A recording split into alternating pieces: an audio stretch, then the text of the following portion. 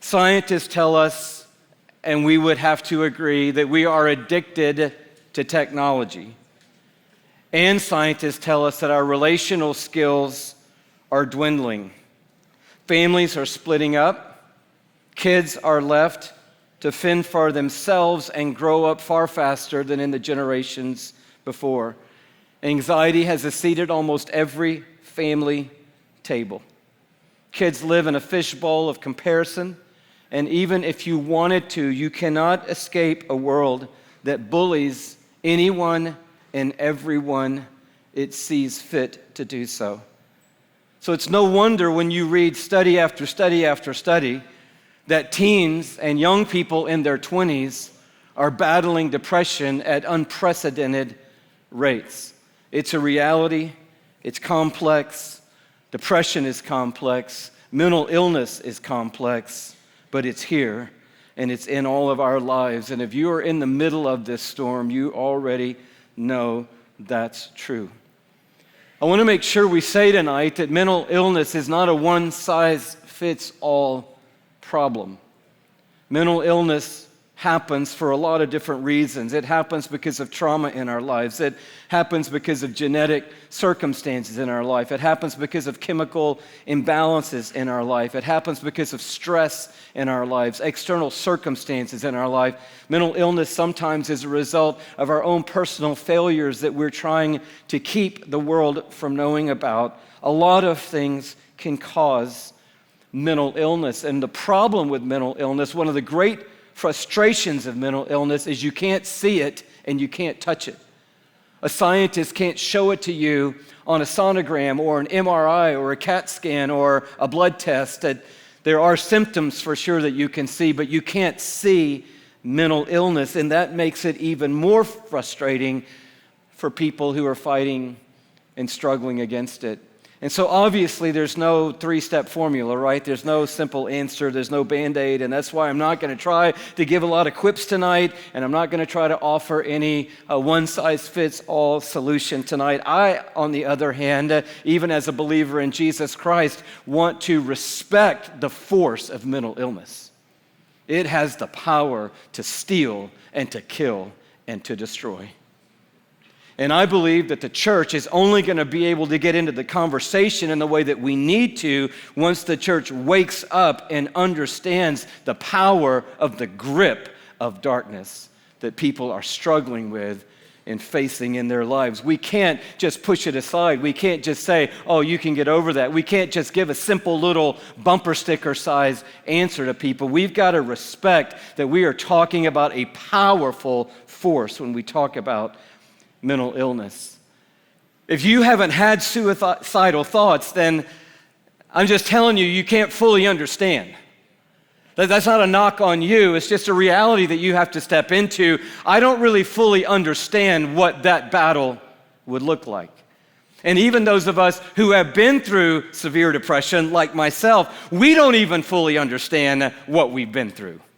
But not understanding isn't going to give us an out to be silent. We're not going to go silently. No, we're going to stand up and speak up. And tonight, we are shining a light into the darkness, even a darkness that maybe we don't fully understand, because we do understand Jesus. And Jesus is the light in the darkness. Depression does its work, its best work in the dark. And tonight, all of us have the opportunity to step out of the night and into light, to step out of the isolation that can be depression and into community where we can be honest about who we are and what we're struggling with. And in stepping into the light, something can change. I am not a doctor. I am not an expert. I am not a psychologist. I'm not a psychiatrist, but I've been down in the pit of depression. Most everybody in this church knows this, but I will say it again. I've been down in the place where lies incubate. I've been down in the place where I never thought I was going to be myself again. I've been down in the place where I thought I was losing my mind. And if you've been there, you can relate, and I can relate to you. I have been in that place where hope seems to be extinguished. But I'm telling you, and I'll say it 1,000 times, with the help of doctors and with Jesus and with the weapon of worship, I made it back to the land of the living. And by the grace of God, I'm standing here right now. And I know that what I needed in those months was not someone to come along and give me a shout out. Louie, you got this.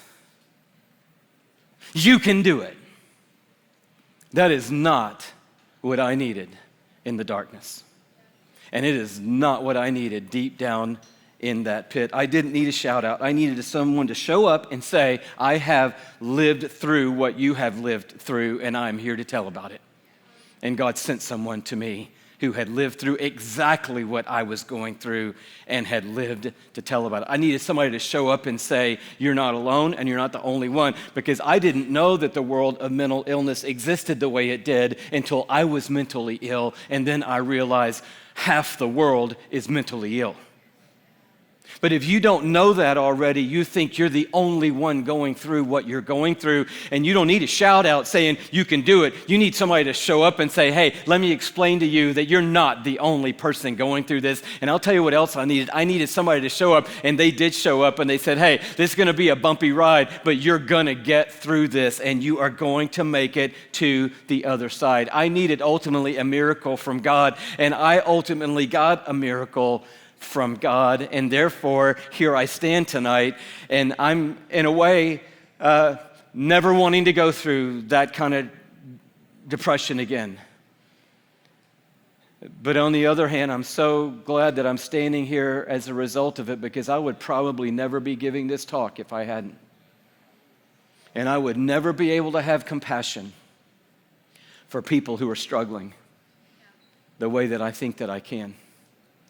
And so I'm here tonight, if you're in that place, not to offer you something simple, and I'm not here to shout you out tonight and say, come on, you can do it. I'm here to tell you that you are not alone, and I'm here to tell you that you are going to make it through this by the grace of God. He is bigger than what you are facing. I'm here tonight to take depression seriously. I believe depression is real, and it is a killer. But it is not bigger than Jesus. It is not bigger than Jesus. And I want you to know this. You're not crazy. No, you're not crazy. There may be a boatload of crazy in it. There was some crazy in mine. But you are not crazy. You are God's handiwork, and He is greater. You can clap for that if you want. Don't let people stop you if you want to get started. Don't you hate it when you want to clap and nobody else does, and then you feel the pressure and then you just stop? Don't stop. Just keep going and let them feel the pressure of, why am I not excited about the truth that's being proclaimed and the gospel that's being preached and the Jesus that's being exalted. Can you receive that tonight? You're not crazy. And you're like, well, you should see the symptoms I'm having. You should see the thoughts I'm having. You should see the things that my body's doing. Oh, I've seen all that before. And that's why I say there is crazy in it, but you are not crazy. God created you, and you are God's handiwork. And I just hope that the church can get to a place where we can talk about it, where people don't feel like they have to hide what's going on in their world. I know for me, living in this PC world we live in, I felt like it was easier for me to say to people after the fact I had a panic disorder or an anxiety attack, because those actually kind of sound like, something you have. Like I had a sinus infection, I had a panic disorder, I pulled a muscle in my back, I had an anxiety attack. It sounded so much more acceptable to people than saying, I had a mental breakdown. And one of the realities going on around us is massive depression, mental illness everywhere, thoughts of suicide, and suicide is happening everywhere, and the church needs to talk about it more. I think the days of not talking about it are over. Suicide, as you know, is one of, if not the fastest growing killer of young people. Growing at an incredibly steady pace, especially among teens and people in their 20s. But it's not just young people. They say the most likely people to take their life are men and women over 70 years old. It's predominantly a white problem, specifically a white male problem. 7 in 10 people who take their life are white men. The most clarifying numbers we have looking back, 2017, and I didn't want to round the number, I just wanted to give it in its detail to count and respect every single person who we've lost. 47,173 people in the United States alone took their lives in 2017. 129 people a day, one person almost every 10 minutes. And it's not some problem out there, right? It's here. On Thursday, a high school student at North Atlanta High School, where we meet, took their life. The conversation for me of bringing suicide to the forefront started with a middle school kid at Passion Camp 2 summers ago who came to Passion Camp having written a letter goodbye to his family on his computer. The student didn't know that his parent had found the letter, and there they were at camp together, not having had that conversation yet. And God spoke about suicide at Passion Camp 2 summers ago, and that student stood up in the response and said, "That is me thinking about taking my life." And the parent and the student had a conversation, and light came into the darkness. And this past summer, that same student was also at Passion Camp a year later, and that family is seeing light come in the darkness. That stirred something in me, and in Colorado a few weeks after, I was at an event of 4,000 teenagers, and since the Lord put someone on my heart, I came after my message during the responsive worship. I just asked the worship leader I need to share. I said, I believe there's somebody here who's already made a plan. I believe you've written in your journal, and it's in your drawer in your bedroom right now, and you've already made a specific plan to take your life on a specific day after this Christian conference is over. And if that's you, I just need you to know you're not the only person who's read that journal entry.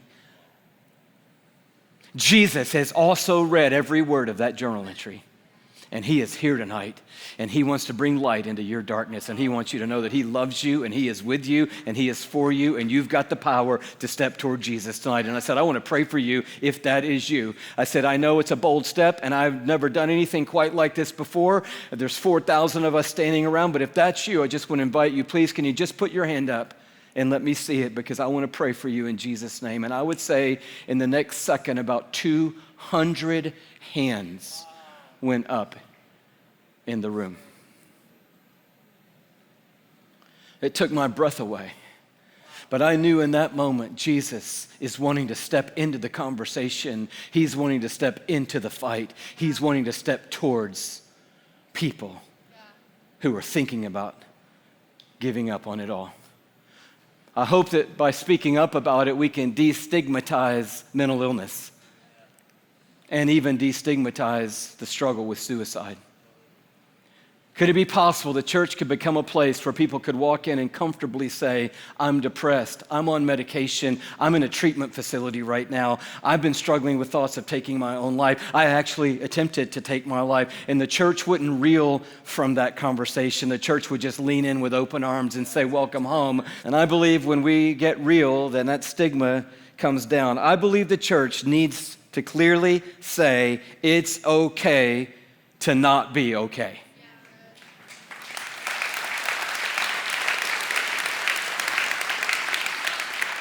And I will add to this, if you need help tonight, get help. If you need a doctor, get help. Doctors are gifts from God. They can be a part of God's plan. All plans that bring healing are God's plans for healing. Any healing that happens in a person's life ultimately must be the result of God, because every good and perfect gift comes down from heaven, from the Father of lights. And I just say, if you need help, please get help. We got to make sure we don't put up the church veneer, and we've got to make sure that we don't forget where we came from and what we came through. I know when I realized I'm coming out of the darkness, when I realized I'm coming back to life, when I realized finally I'm going to make it out of that hole and back into my right mind, I had a choice. I could close the door on that and never talk about it. That's the choice I wanted to make as a man, particularly, and as a human being.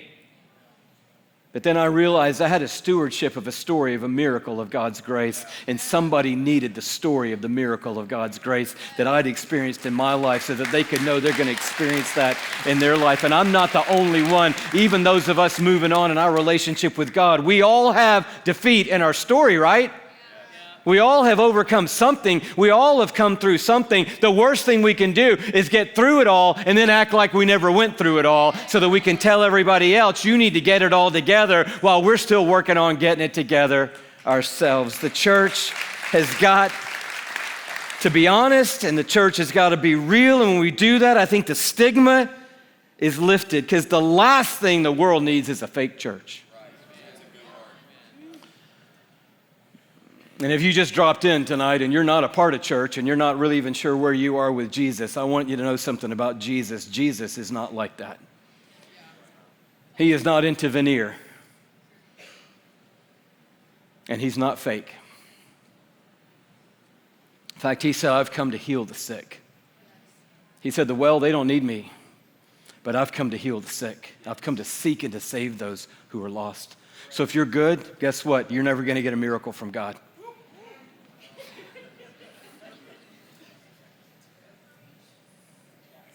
If everything's okay, you are never going to experience the transformation of the resurrection of Jesus. It's when we're honest with where we are, who we are, what we are, where we've come from, that we're candidates to experience the power of Almighty God. Jesus is here right now, and he's here to heal, he's here to save, he's here to create a culture. And I just want to take one more step and say that we've got to give people time and space to heal. It's a process. Restoration sometimes takes time. Now, can Jesus do a miracle right here and right now? 100% yes. And it's very likely that he will, because we've been on our knees today praying that God would do a miracle in this moment right now. We come through the door every week with expectation, and we see God do miracles in every gathering that we have at Passion City Church. And I fully believe he's going to do a miracle right here and right now. There is no doubt in my mind about that. But at the same time, we want to come understanding that sometimes the miracle takes a moment.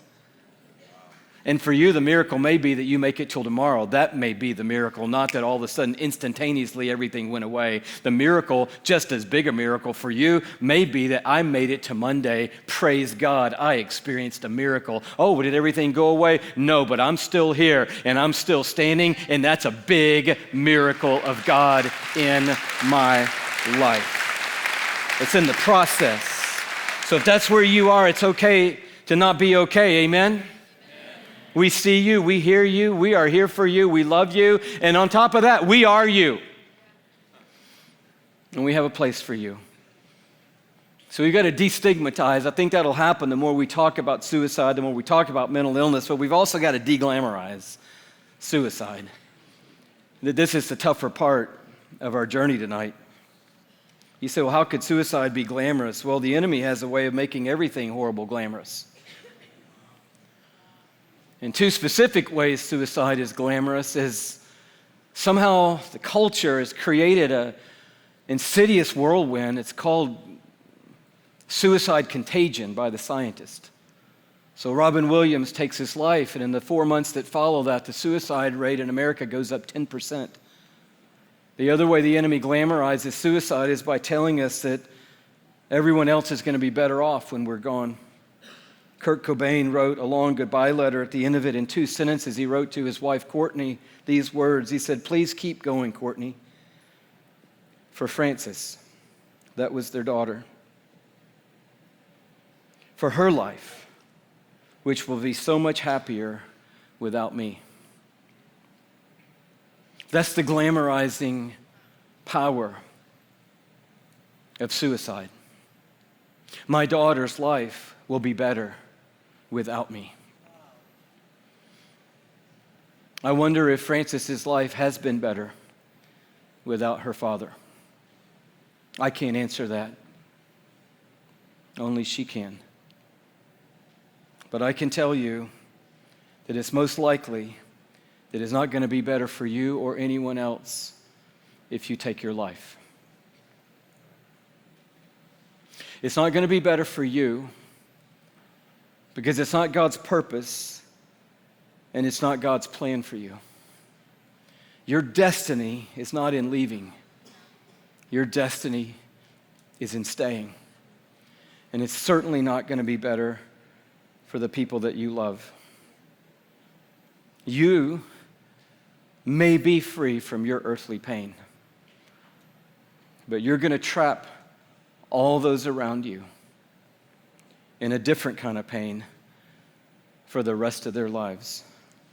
So don't believe the lie that you're a burden, that one choice can allow you to escape all your pain, and that when you make that choice, everyone else will be better off without you. Because that is not the case. No one will be better off without you.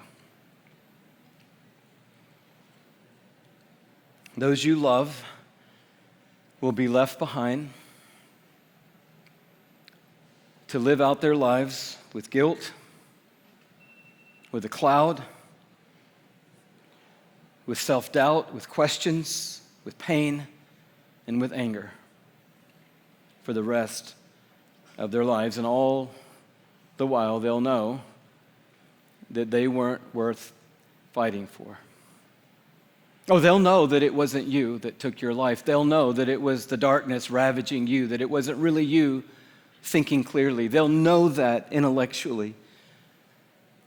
But it will be a gut punch in their soul. And it will be agonizing. And it will be painful. I want you to hear this tonight. Suicide doesn't alleviate pain. It multiplies it. So stay, even in the pain, and trust God to do a miracle and give you another sunrise in another day to believe in Him. We need to talk about it, destigmatize it, hopefully, deglamorize it, and coming down to the end here, we need a better mantra. It can't just be, it's okay to not be okay. That cannot be our mantra. It is okay to not be okay. We should be able to say that in the church, but that cannot be the total message, right? Because there's resurrection in our story. That's why we are pointing people to Jesus tonight and fixing our eyes on Jesus. Because even though we may not be okay, Jesus is okay. He is a victor with scars, and He is overcome, and He is here in this place right now. He understands what's going on. Do you know Jesus was tempted to take His life? You know this, right? In the wilderness, the enemy said, jump off the corner of the temple, angels will grab you. How did He know angels would grab Him? He'd been 40 days and 40 nights without food and without water in the wilderness. How did Jesus think clearly in that moment? What kind of pressure was He under? What kind of stress was He dealing with? And in a weak moment, the enemy said, jump off the highest point of the temple. Don't worry, it'll all work out. What if He had jumped, and what if angels hadn't intervened? And what if the resurrection plan of Jesus had died that night? So when it says He's been tempted in every way like we are, it means in every way. And yet somehow Jesus, knowing He was going through pain, suffering, hardship, death, grave, sin, and hell, He kept talking about not all that he was going to go through, he kept talking about the fact that when he went through it, he was going to come out on the other side. And he did. When Jesus was dying on a cross, one of his closest friends was committing suicide. So don't think that Jesus doesn't understand where we are. He's in the midst tonight, alive from the dead, having come through the darkness, and he's okay. Therefore, you can say, and I can say, that even though I'm not okay, Jesus is okay. I can say, I'm not 100% okay right now, but I want to add to that, Jesus is 100% okay right now. I can say, I feel like I'm losing my mind right now, but I want to add, Jesus is not losing his mind right now. We're not saying some little slogan, just say it with me, I'm not okay, but Jesus is okay. And oh boy, everything just turned out swell. No, we're not saying that. We're saying something more powerful than that. We're saying that you and I can participate in our own future by confessing things that are true over our lives. Because in large part, our words determine our destiny. If you're saying all day long, I'm not going to make it, I'm not going to make it, I'm not going to make it, I'm not going to make it, I don't think I'm going to make it, I don't think I'm going to make it. Guess what? You're upping your odds of not making it. There's a counterweight to the weight. The weight is real. The depression is real. The situation is real. It's all real. But there's a counterweight to this real, and the counterweight is just as real. He is real, and he's okay. So I'm going to finish the sentence. I am going through the hardest thing, the darkest night, the biggest trial. I am up against hell itself, but I will come through. I'm going to finish the sentence about my own destiny. If I don't see it or I don't believe it, I am still going to speak it because Jesus is in fact alive from the dead and has overcome the darkness, and he is okay. And you say, well, what difference does it make? I'm telling you, confessing and bringing Jesus into the darkness gives a little glimmer of light that comes crashing into the blackout of depression. And that one ray of light can bring you another day of life. Oh, I know this is true. I've been there. And I know that you can be broken down to the bottom and still confess that Jesus is a healer at the same time. And the two things don't have to match and be congruent in time and space to be real. Circumstances never corroborate fully the faithfulness of God. You can't trust circumstances to fully corroborate the faithfulness of God. Sometimes circumstances are opposite everything we come to believe about God. But the cross does corroborate the faithfulness of God, and it stands in history as proof that our God is good even in the darkest night. And you can believe that about God even when you're broken down in your weakest state. Both things can live together.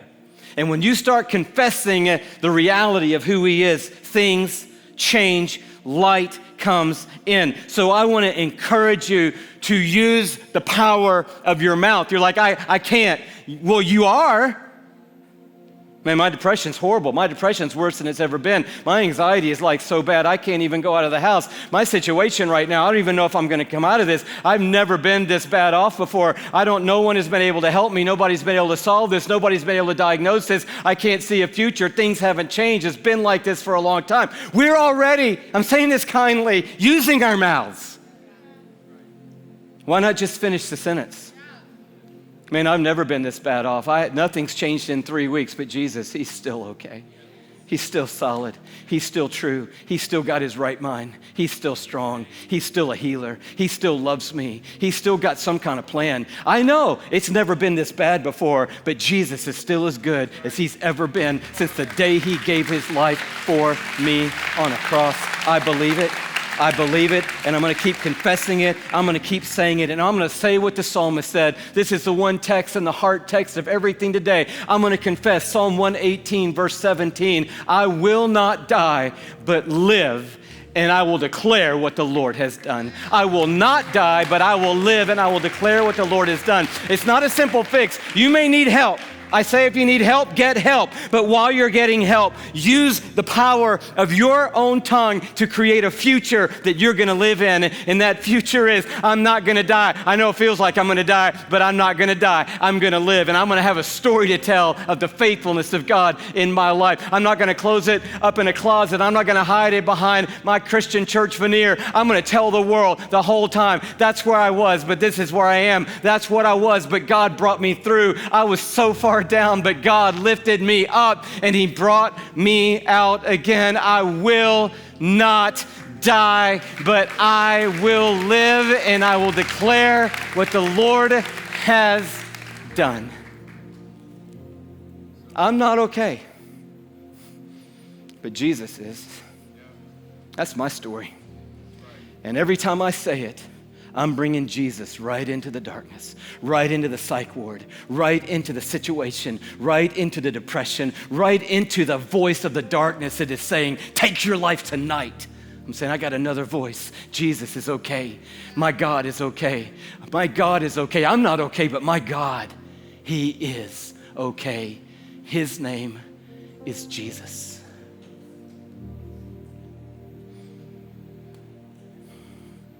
I'll say lastly that the church needs to create a story whereby we can realize and understand that God might not take all the pain away on this earth.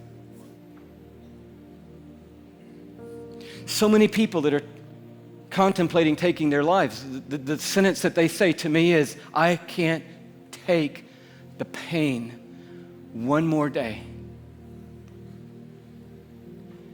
And somehow I think the church doesn't have an answer to that, except just pray more or believe more or have more faith or get over it. Or when the church needs to have an answer to that, and I believe the church's answer to that is, it may not be that you need to pray that God would alleviate the pain. It may be that you need to say to Jesus, you understand pain more than anybody who's ever understood pain. So can I bring this pain to you one more day and trust that you can use the pain to bring about eternal good and eternal change through my life and the lives of other people? Maybe the church needs to say, instead of pray this quick prayer and all the pain will go away, to say, take the pain to Jesus. And find that there is purpose in the pain.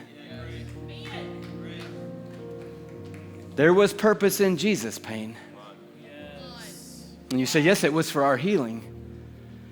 And we're all going to stand in that moment where he will wipe away all tears from our eyes, and there is no more sorrow. That's not on this earth. And there is no more death. That's not on this earth. And there is no more crying. That's not on this earth. And there are no more tears. That's not on this earth. That is in forever, in our forever home with Jesus. On this earth, there's going to be pain. But the pain can have a glorious purpose. You're like, you don't know what I've been through. I don't. But I know what he went through. And he can come alongside you. And he can carry you and your pain one more day. So that he can use you and your pain to unlock doors for prisoners and set captives free. See, at the end of the day, it's all about Jesus.